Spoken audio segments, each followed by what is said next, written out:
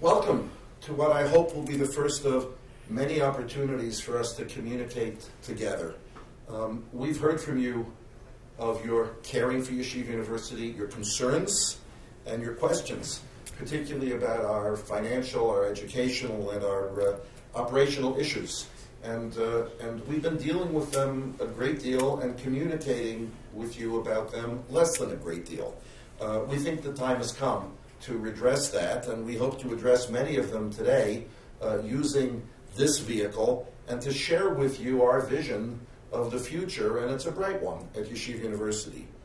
Over the past year and a half, significant progress has in fact been made to ensure both the sustainability and the excellence of Yeshiva University. Frankly, the only way to sustain Yeshiva University is with excellence. There have been a number of important changes, and there'll be more to come. So whatever noise is out there, and there's always a lot of noise out there, let's be clear about something. Yeshiva University is a strong university. Yeshiva University is one where its students are thriving, where what's supposed to happen at universities happen, and what happens at a great yeshiva happens in abundance, where Torah permeates everything so that our students learn not just how to make a living, which they do very well, but how to live a life worth living that will influence them and all around us as well. We use the term all the time, but it's true, nowhere but here. So today I'm pleased to be joined by some of my colleagues who together with me chart the future of the university and ensure its health day to day. And I'd like to introduce my panel to you. Across from me, which is how he often is Rabbi Josh Joseph, who is Senior Vice President of Yeshiva. To his left is the Vice President for University and Community Life, Rabbi Kenny Brander. Next to Rabbi Brander is Dr. Selman Botman, our newest member of our team, who is Provost and Chief Academic Officer now for almost a year.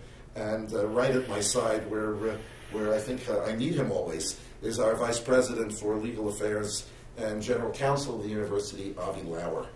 So as we approach Pesach, I think it's particularly appropriate that we have this session. I think it's for two reasons. The first one is that we know that the message of Pesach is, we'll try this again, V'higata levincha, and you should teach your children, and that ultimately is the mandate of Yeshiva University. It's what we do. The second point of Pesach is that we have a Seder so that we know that it's important to ask questions. And we recognize how important it is to ask questions and to probe and find and refine the answers. In the format that we've used, we've received over 50 questions from you, and we're very grateful for your interest and for the scope of the questions. But they fall into a few categories. So let me try to serve as moderator by addressing these questions, but by doing them in conversation form because it's probably the best way. So let me start by asking Josh, why should a parent send a child to YU? Why would a prospective student choose to come here rather than a different school? I can tell you in two different ways. First is by the Shabbos that I spent with my family at Stern College for Women a couple of weeks ago at the Barron campus. It's not that I had the opportunity or my wife had the opportunity or the other scholars had the opportunity to share Torah, but it's what we learned. It's the Torah that the students were able to share. And not just the Torah, but the life, the vibrancy, the food, the time together to work through spiritual questions, emotional questions, intellectual questions. And it's just one that my entire family walked away with feeling uplifted from. So that's one side of it. The other side of it is that we have been working nonstop as a team, colleagues who are sitting at this table and beyond, at making sure that this university is the best prepared it can be for the 21st century and all the challenges that come with it, as well as all the opportunities that come with 21st century educational technology. With everything that we're doing, trying to take it not to just catch up to where others might be, but to take it to the next place. And that's something that I look forward to every day and I'm excited for, and something that I know students speak to me about and talk about on campus, that they look forward to coming here every day to see what's coming next. So Avi, you have an interesting perspective because you're the father of a current student. What would you add to what Josh said, or hopefully disagree? I wouldn't disagree. Not even about the food? We'll find other things to disagree about. I actually agree with Josh a tremendous amount. I think that my son just came back from a year and a half in Israel, and he really just came here and is enjoying every single second of it. It's just it pulls everything together. Everything that's important to him is here. The students, the professors, the environment, everything about it is perfect. And his friends and other students, I also, like Josh, we find the time to interact with the students, to teach classes, to speak at events. And we do that because it uplifts us and shows us why we're all doing this and what it's all about. Kenny, you have always some other perspectives to add. Well, I think that there are unique opportunities for students here. The first is that it's not just the Shabbos experience. In a lot of different colleges, the Jewish experience is just on Shabbat. That's not true here. The Jewish experience here, the social experience here, is really 24/7. So there's 150 clubs on this campus. There are activities every single week, every single day on this campus. There's an opportunity for students to have both co-ed experiences and single-sex experiences.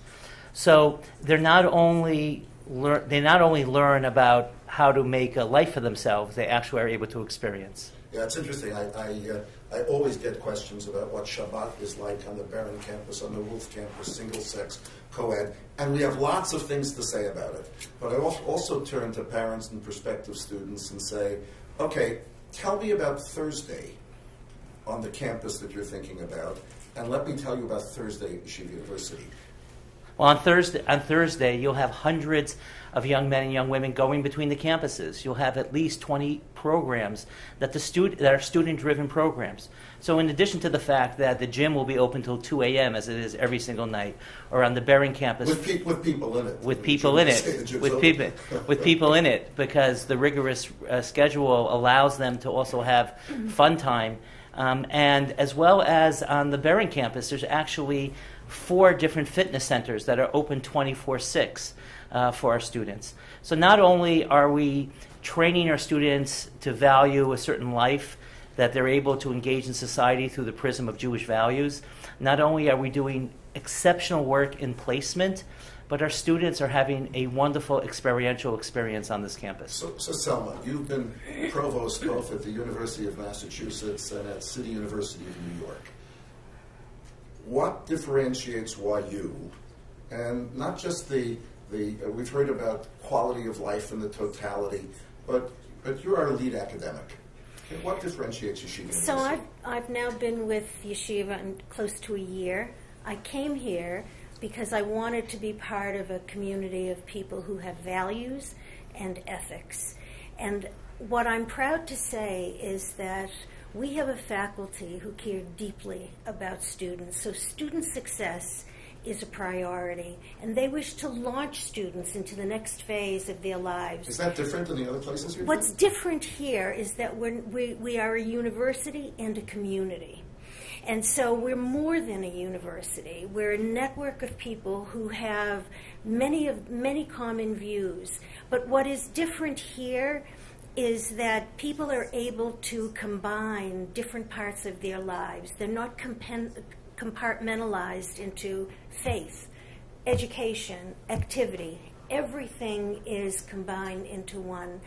I've been teaching this year on the Stern campus, and I can tell you it's the high point of my week, teaching these young women. Next year, I can tell you it's the high point of their week, too. Thank you very much. I appreciate that. And they're tough judges. And I'm going to teach at Yeshiva College next year. And I've interacted intellectually with the men at Yeshiva College through a number of lectures I've given on the Middle East, which is my area of specialty.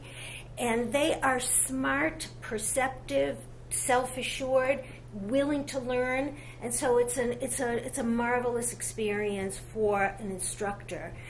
And so this is a very special place. My children are grown and finished with college, but if I had children who were college age, I would not hesitate a moment, because they would be in good hands in the classroom and with student affairs people outside the classroom. And I'm so gracious that even though you were Chancellor of CUNY, I'm not going to ask you comparative questions. So look, we all know there's an elephant in the room, and the elephant in the room is that the issue of sustainability of universities is a real challenge. There's an article in the paper today of 500 universities that are getting scrutiny from the federal government in terms of their sustainability. Yeshiva is I don't know if Yeshiva is on that list. Frankly, it shouldn't be, because I think we're above it, or we're ahead of the pack. But we've been spending at least a year and a half or more now dealing with issues of how to sustain a 21st century university, not just financially, but in terms of purpose as well. Josh, as a senior VP, you've been doing a lot of the heavy lifting with that. Why don't you talk about that a little globally, and then I'd like Selma to speak about, we're very proud of our faculty, but some of this has to impact on the faculty. How is it, and what kind of an education can our undergraduates expect here next year? So we've been working, as you know, over the last 2 years and really over the last 3 or 4 or maybe 5 years to make sure that we have the right size administration and support services that support the right number of students that come in so that they have the maximal experience that we've been talking about, whether it's academics, whether it's student life, and all these different experiences that we're talking about, that we have the right support staff, not too big, and also that they get the services that they need when they need them, and it's simplified for them so that there are opportunities in one-stop shops so they can go, and that simplifies the process. And that uses technology, and it uses some of our amazing professionals around the university who are working day and night in order to get these things done. And that's ongoing. Last year we reduced the administrative budget by about $20 million. We have in process another $22 million or so that is in process now, and moving forward. We're in the middle of budget meetings. Literally just walked out of a budget meeting to come here, and after this session I'll go back to another one so that we can continue looking at how to most make efficient this administrative structure. In doing that, we're reducing the budget by millions and millions of dollars. Yeah. What rough number, what percentage of those reductions are academic and what percentage are corporate or administrative? Well, even within academic, right, there's two sides within the academic world. There's faculty, which, right, our purpose here is students. The main driver of education are the faculty, so they have to be invested in, absolutely, and that's something that we've spent a lot of time doing over the last 10 years and longer. But there's also administrative support for the academics, which is also very important, and work that is important for the faculty as well as for all of administration. The question is, how can we, again, make that most efficient by using shared services, by combining back offices, so we still have the right supports, but without overdoing it or having duplication of efforts. And Selma, I think maybe you can talk a little bit more about that. You nicely avoided my question, which I'm good at doing, but you shouldn't be. In the millions of dollars that we're kind of trying to right-size the university, can you just do a ballpark? What percentage is going to be in reductions of academic expenses, and what percentage in terms of administrative and support? So I would say that the large majority, let's say 65, 70, maybe even more, will be in administrative non-academic areas, and then 30 to 35% will be in academic areas, but only half of that or less will be coming from faculty direct expenses. So let me put some numbers on that. First of all, I want to set a context. Yeshiva University is not different than any other university in the United States, but for those with $20 and $30 billion endowments. Every university is right-sizing, creating an academic program that is consistent with a fiscal reality. Our number one principle, as Josh rightly said, that everyone agrees on, is that we are focused on student success. And so all of this, all of the decisions we have made have that as the single most important principle. We have 199 undergraduate full-time faculty. We are separating 13 from Yeshiva University. What we are able to do with restructuring is actually invest in more tenured faculty in the classroom and keeping full-time contract faculty in the classroom teaching our students. And you know, because you met with students last week, the week before, 2 town meetings, I think 3 meetings with undergraduate students who demonstrate deep respect for their faculty and who talk about how satisfied they are being at Yeshiva University. And one of the students I remember used the word privileged. He said, "I'm privileged to be here at Yeshiva College," and that's something that was very positive for me to hear, and it's positive for faculty to hear. So all of the work we are doing is in order to ensure that we are providing the tools for students so when they go out into the work world in the 21st century, they're prepared. That's great. How many departments are you closing next year? Zero. Say it again? Zero. There are no department closures. There are no majors being eliminated. We are maintaining the corpus of programs that exist. In fact, we are talking with students, we're talking with industry people about where there are gaps in the curriculum so we can build programs that don't now exist. Aren't class sizes going to go up? A touch, they will, absolutely. What does a touch mean? A touch means maybe they'll go from 12 to 15 or 16. But the lion's share of the classes still remain pretty small. What's the largest class you can envision? So I'm teaching a course now that was capped at 25 at Stern College, and there was so much interest in the class. It was the topic that generated this interest. I'm sure you're an easy aid. I have 51 students, and we have vigorous discussions in every class. So it's, How many lectures of 200 like you have in none. We don't have 200. We don't have rooms large enough to accommodate 200 students and a lecturer. We build them, but we can't afford it. So the takeaway here is that there are very few academic changes at Yeshiva University, and all of the time we're working with deans and faculty and our colleagues in the community to see what we should be offering. And yet there's a concern, and you hear it out there, right, of a faculty that's in some degree of unhappiness or turmoil or concern. How do you address that? Well, we did ask the faculty of Yeshiva College to rethink their writing requirement from a 2-semester to a 1-semester requirement, and they have done so. But they're not short-circuiting writing. In fact, they'll be writing across many of the courses in the majors in the disciplines, so students will still have that component. Amongst the 13 people that we will not be able to renew are 2 people in economics, but we have 7 full-time tenured or tenure-track faculty in the economics department able to deliver an undergraduate and graduate education in that field. But it is understandable that faculty have concerns, and one of the issues we always have is whether we can communicate with them enough. And because this is a substantial university, a lot of our challenges is how to communicate with who, when, meeting all kinds of deadlines. Even as we pledge to spend more energies and more time communicating with our constituencies, in some ways the most important constituency is the faculty, and we're making all types of efforts to be better at that. And I know that the faculty welcome that and want to reciprocate.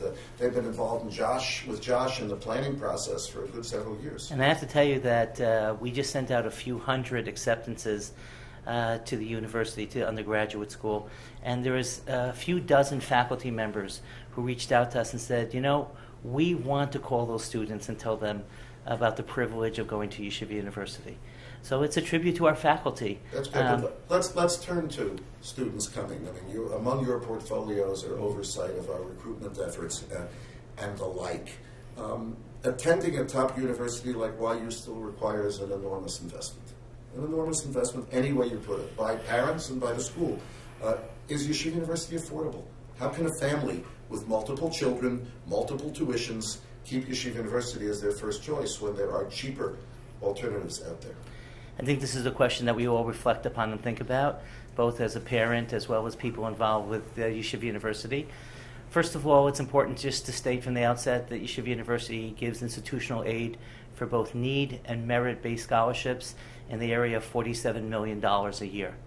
And I think it's also important to recognize that unlike any other university, Yeshiva University creates a supplemental form. So we ask questions about Do you send your kids to yeshivot? Do you send your kids to private schools? And we accommodate that. And we also don't look at parents' retirement funds, because we recognize the fact that people have been paying private school tuitions from their time their children have been in nursery and kindergarten. It's also true that our full-time tuition is lower than any Our full-time quality tuition- competitor schools, and I think probably lower than some great day schools. I think that what is happening right now is that most of what our students are paying are lower than some of the day schools in the New York City area.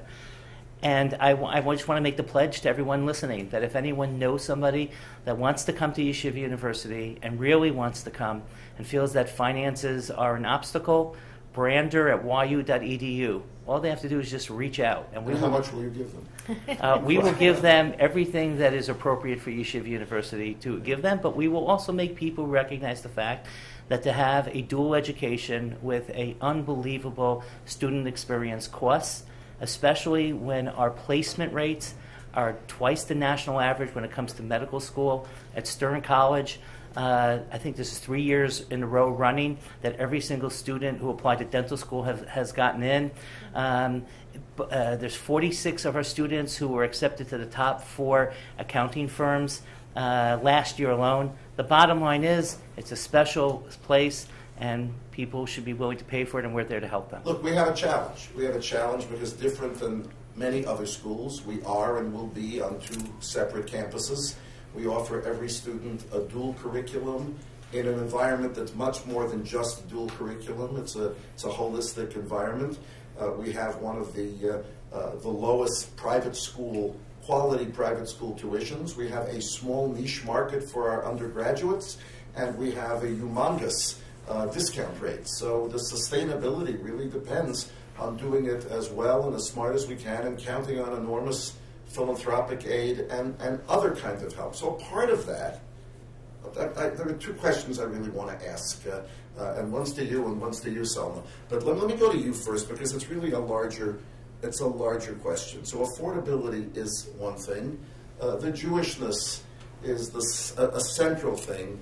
But I think people want to understand today, what's the value of higher education? What's the value proposition of going to a better place? So in this, first of all, we believe that really understanding what students need in the 21st century is our most important objective, and then delivering that. But students who wish to go into business at the end of a college education want a network. There are networks available at Yeshiva University for students. Either it's through career counseling or it's through our alumni. It's through people who work in the firms and wish to recruit and hire our students. Students wish to go on to graduate school as well. And I think what people don't realize enough is that graduate and professional schools are very savvy. And they know the colleges. They know the rigor and the quality of the colleges where students have been educated. And when they're making decisions about medical school, dental school, professional school, or liberal arts, doctoral programs, for example, they know the schools and often pay more attention to the schools they graduate from than the transcript itself, because of grade inflation that is all over America. And so when people read a YU transcript, when people know that students are coming from our university, they know the quality of the education and will be, in fact, convinced that those students will be successful in graduate school. To me, it shouldn't go without saying because it's so central.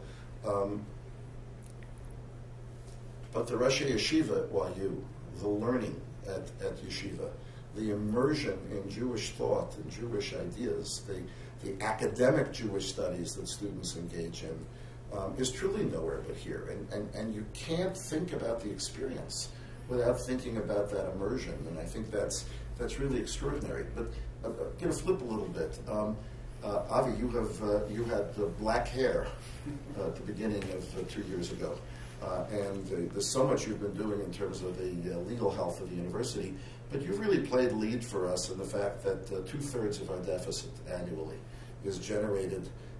It's kind of the price of success at the Albert Einstein College of Medicine. And many people know that part of our solution is, in fact, to craft a win-win-win with Yeshiva University, the Albert Einstein College of Medicine, and Montefiore Medical. Do you want to enlighten us about that a little bit? Yeah, so I think you said it right. It's the result of this success that causes us to now go to the next level with Einstein. Decades ago, as you know, Montefiore and Yeshiva University affiliated, and they've been working together along with our colleagues at Einstein to really build what's an amazing medical school and research institute. And over the years, as a result of that success and a result of the various cuts in grants and sequestration and things like that, it became apparent that we really have to now take Einstein and realign it with this relationship, within this relationship. And really that's what we're doing. We're taking Einstein and we're putting it into a joint venture with Montefiore. And between Yeshiva University and Montefiore, this joint venture will succeed and will grow and will continue to grow and thrive. We have every faith in our colleagues at Einstein to continue to do what they do great. And what's important for us also is that as a Yeshiva University affiliate, which it will continue to be, it will continue to be the Jewish mission-driven institution that we built, and it'll continue to have exactly the same touch and feel and opportunities for our students. Sure. So this is just a win-win for everybody. And with a realignment, and with our friends at Montefiore taking a larger operational and financial role, 2/3 of the deficit that Yeshiva is plagued with will hopefully disappear. But that still leaves a real nut to crack. So I'm going back to you, Josh. How are we going to make it sustainable? So I think Avi and everybody's really been talking about this. When you talk about the prime mover being the students and their learning, and you talk about the faculty and their teaching, and you talk about the research that is done. I just heard yesterday that some of our undergraduates in psychology, some of our faculty will get 15 students to come do research with them. There's a lot of research going on even within that field. That's not the amazing Furkov Graduate School of Psychology that we have.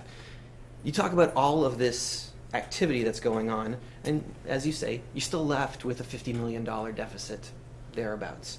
So we talked about numbers before, 35% coming from the academic arena, meaning about $15 million. Let's say 5, 6, 7 of it coming, directly from faculty, and the rest within the academic administration.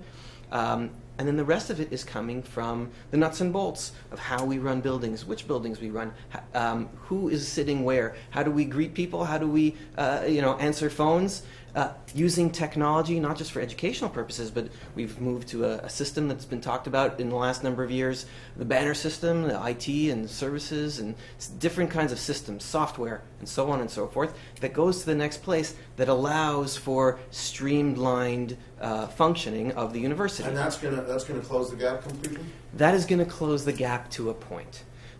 We've been working very closely with Alvarez and Marçal, who've been fantastic at helping us to get to this point. But that still will leave us with a nut to crack. And they've said you can't cut your way to break even when you're starting with $150, $160 million deficit. You're not going to be able to cut your way all the way to zero. So how do you get the rest of the way there? So part of it is with our new VP, our new Vice President for Institutional Advancement, Seth Moskowitz, and the ideas that he has with his amazing team in terms of raising money for the endowment, raising money for capital programs and projects and new ideas. That's one avenue that philanthropy will have to continue and even increase.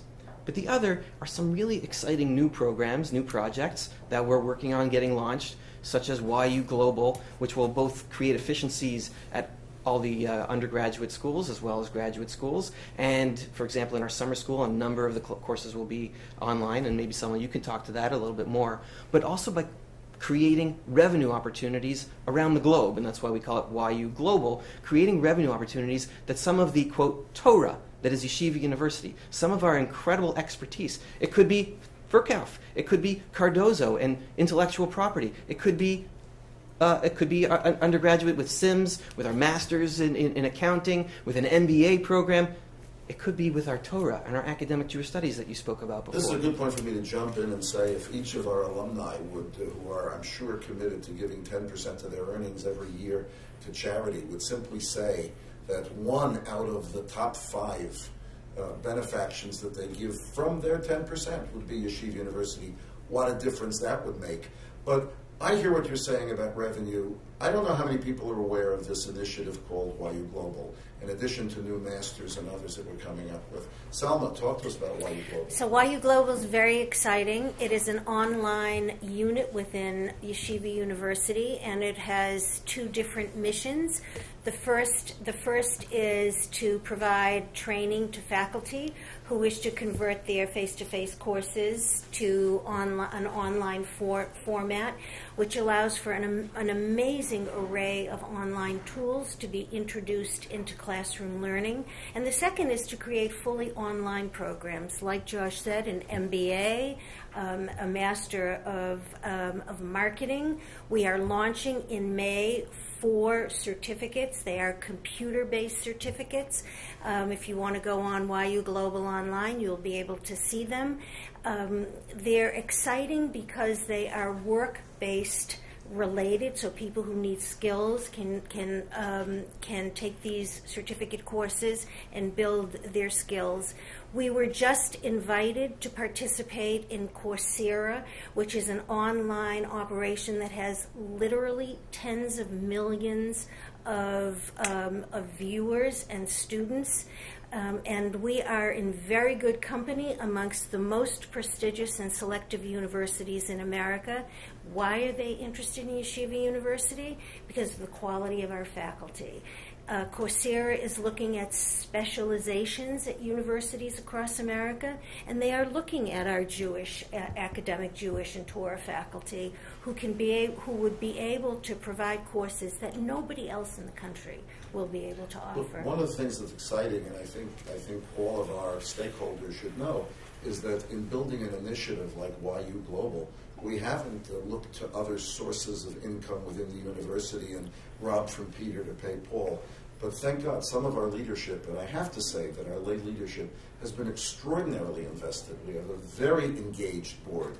We have very engaged committees, and we have very strong philanthropists as well. But in fact, all the money for launching YU Global, subsequent to the development of a business plan, has come from over and above the philanthropy that's given to Yeshiva, and it's allowed us to do it right. It's allowed us to hire top people from other institutions who really resonate with the values of YU, and I think that's critically important.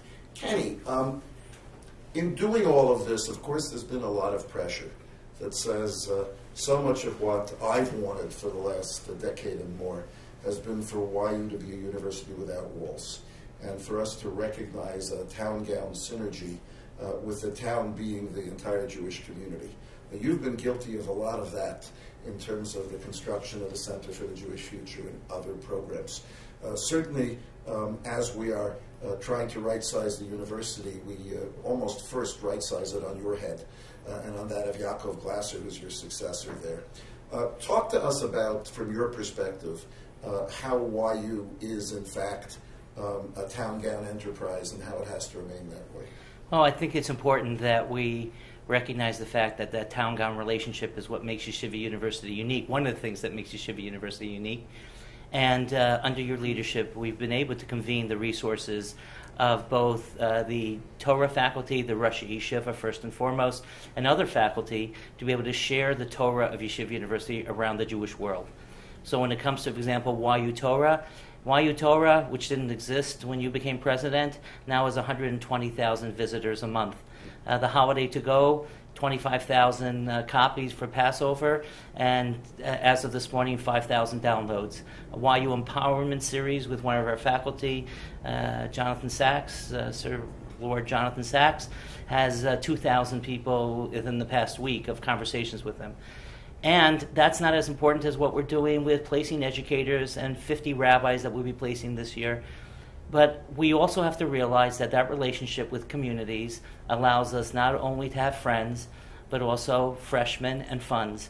And we have to realize that we as Yeshiva University, with Yeshiva being the first word of that Yeshiva University, have the ability and the responsibility to engage within the larger community, recognizing that it has to be done with fiscal responsibility, recognizing that we can't do everything that everybody wants, we can't be everything to everybody. Our first responsibility is an academic institution servicing our graduates and our graduate schools and our undergraduate schools.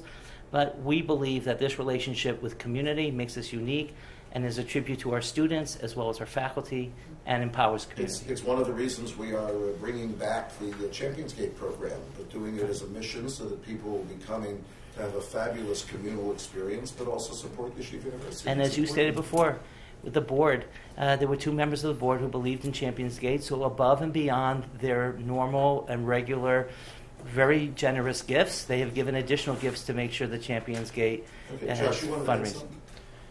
No, I think the Center for the Jewish Future is an important part of Yeshiva University. It's where I got my start at Yeshiva University.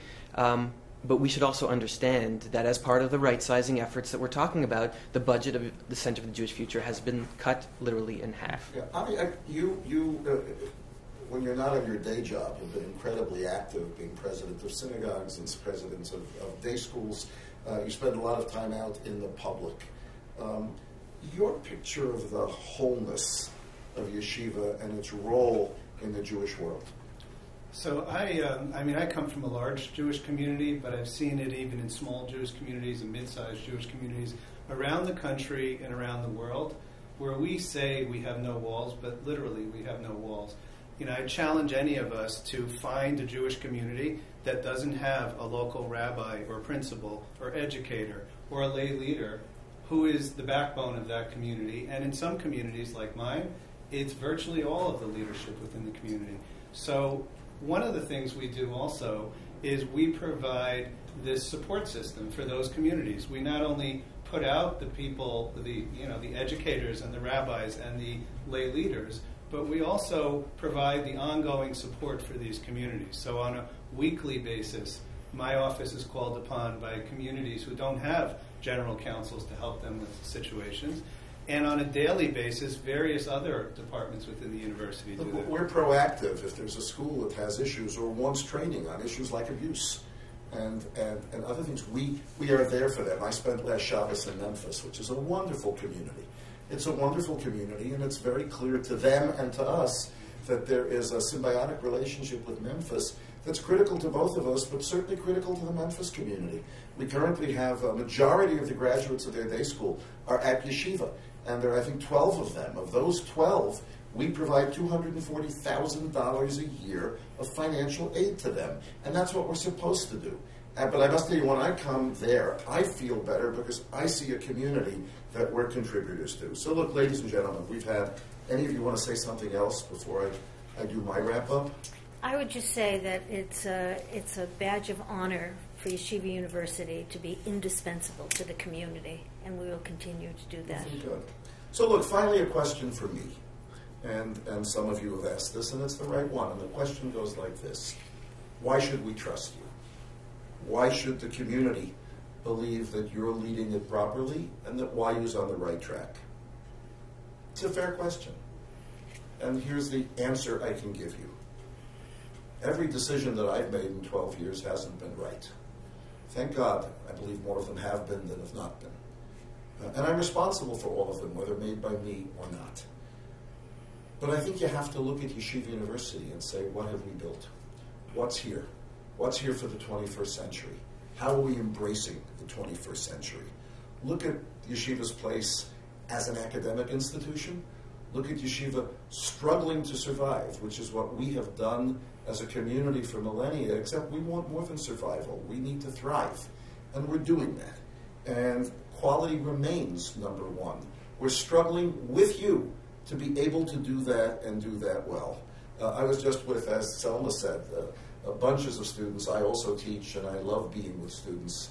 And it occurred to me that perhaps the next time we get together in this type of format, I should have the privilege of talking to a group of students from different schools at the university so you can hear from them what that means.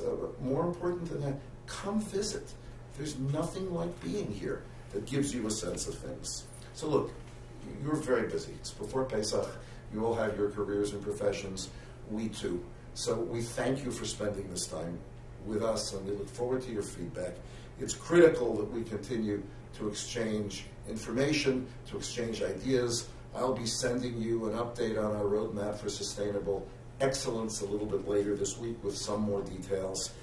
Without you, we're alone. Together, we are a force in partnership with the transcendent for building a better world. Thank you, and Chag Kasher V'Sameach.